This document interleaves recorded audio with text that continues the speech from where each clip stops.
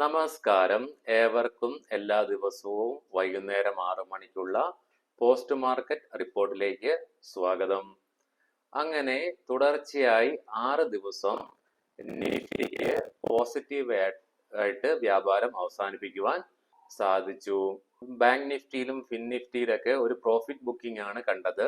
Sensex 100 പോയിന്റിന് മുകളിലായിട്ട് closing രേഖപ്പെടുത്തി.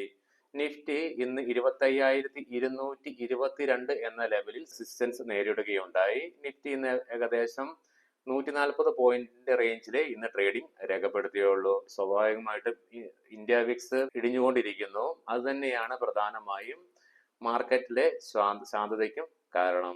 ഇന്ന് ഒരു പരിധി വരെ നമ്മുടെ മാർക്കറ്റിനെ പിടിച്ചു നിർത്തിയത് ബോർഡർ മാർക്കറ്റ് സെന്റിമെന്റ്സ് പോസിറ്റീവായിട്ട് നിലനിന്നതും മോണിറ്ററി പോളിസിയിൽ നിന്നുണ്ടായ സപ്പോർട്ടും പോസിറ്റീവായിട്ടുള്ള ഗ്ലോബൽ ക്യൂസ് ഒക്കെയാണ്. Especially US China trade talk നല്ല രീതിയിൽ മുന്നോട്ട് പോകുന്നുള്ള സൂചനകൾ പുറത്തു വരുന്നുണ്ട്.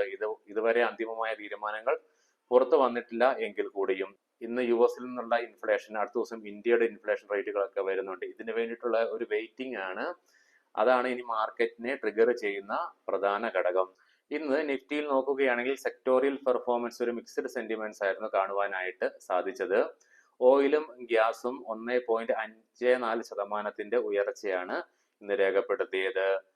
തത്സമയം IT 1.14% ഉയർച്ച രേഖപ്പെടുത്തിയപ്പോൾ ഫാർമ 0.45% ഉയർച്ച രേഖപ്പെടുത്തുകയുണ്ടായി.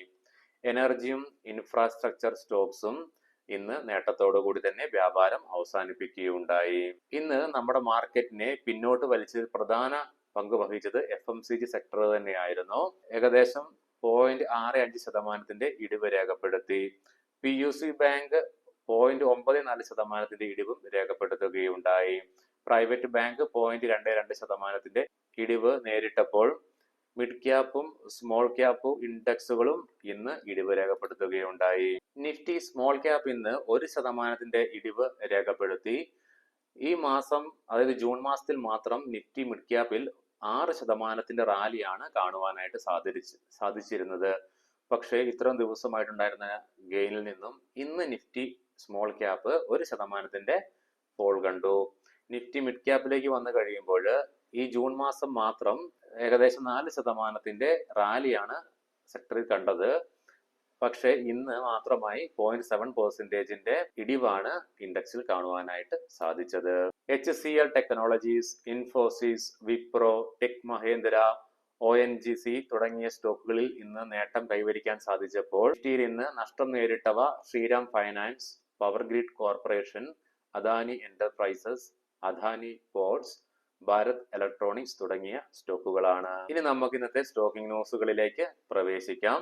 ഇതൊരു ബൈ ഓർ സെൽ റെക്കമെൻഡേഷൻ അല്ല എന്നുകൂടി മുൻകൂട്ടി ഓർമ്മപ്പെടുത്തുന്നു. സുല വൈൻയാർഡ്സ്, GM ബ്രൂവറീസ്, ഇരു സ്റ്റോക്കുകളിലും ഏകദേശം 18%-ലേറെ റാലി കാണുവാനായിട്ട് സാധിച്ചു. കാരണം ഇന്ന് മഹാരാഷ്ട്ര സ്റ്റേറ്റ് ഗവൺമെന്റ് ലിക്വറിന് അഡീഷണൽ, അതായത് ടാക്സ് വർദ്ധിപ്പിക്കുകയുണ്ടായി. പക്ഷേ ബിയറിനും വൈനിനും എക്സെപ്ഷൻ കൊടുത്തതുകൊണ്ട് ഈ രണ്ട് കമ്പനികളും ആ സെഗ്മെന്റ് വിടുന്നത് കൊണ്ടാണ് റാലിക്ക് ഇന്ന് കാരണമായത്. ടാൽബ്രോ ഓട്ടോമോട്ടീവ് കമ്പനിക്ക് 580 കോടി രൂപയുടെ പുതിയൊരു ഓർഡർ ലഭിച്ചതായിട്ടുള്ള ന്യൂസ് വരുന്നുണ്ട്. തൽഫലമായി ഒരു 8% റാലി ഇന്ന് സ്റ്റോക്കിൽ കാണുവാനായിട്ട് സാധിച്ചു. രത്തൻ ഇന്ത്യ പവർ ഇന്നലെ ഒരു ഹ്യൂജ് റാലി നമ്മൾ സ്റ്റോക്കിൽ കണ്ടു. ഇന്നും ഒരു ഹ്യൂജ് റാലി സ്റ്റോക്കിൽ കാണുവാനിടയായി. ഇന്നലെ ഇന്നുമായിട്ട് 2 ദിവസം കൊണ്ട് സ്റ്റോക്ക് ഒരു 35% അപ്സൈഡ് ആണ് നടത്തിയത്. വോഡഫോൺ ഐഡിയ കമ്പനി ബാംഗ്ലൂരിൽ 5G സർവീസസ് ലോഞ്ച് ചെയ്തതായിട്ടുള്ള വാർത്തകൾ വരുന്നു.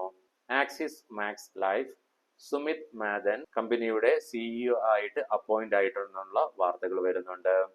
കെയ്ൻസ് ടെക്നോളജി കമ്പനിയുടെ 85 കോടി രൂപ വില വരുന്ന യൂണിറ്റ് ഫുജിസ്തു ജനറൽ ഇലക്ട്രോണിക്സുമായിട്ട് ജോയിന്റ് വെഞ്ചർ കൊളാബറേഷനിലേക്ക് ഏർപ്പെട്ടിട്ടുണ്ട്. കാരണം ഇരു കമ്പനികളും സംയുക്തമായിട്ട് പ്രൊഡക്ഷൻ മുന്നോട്ട് കൊണ്ടുപോകാൻ വേണ്ടിയിട്ട് ആണ്. വീഡിയോ ഇഷ്ടമായെങ്കിൽ ചാനൽ സബ്സ്ക്രൈബ് ചെയ്യുവാനും വീഡിയോ ലൈക്ക് ചെയ്യുവാനും ചാനൽ നിങ്ങളുടെ ട്രേഡിംഗ് സുഹൃത്തുക്കളുമായിട്ട് ഷെയർ ചെയ്യണമെന്നും അഭ്യർത്ഥിക്കുന്നു. വീഡിയോ കണ്ട എല്ലാവർക്കും നന്ദി, നമസ്കാരം. നാളെ രാവിലെ 8 മണിക്ക് പ്രീ മാർക്കറ്റ് റിപ്പോർട്ടുമായിട്ട് കണ്ടുമുട്ടാം.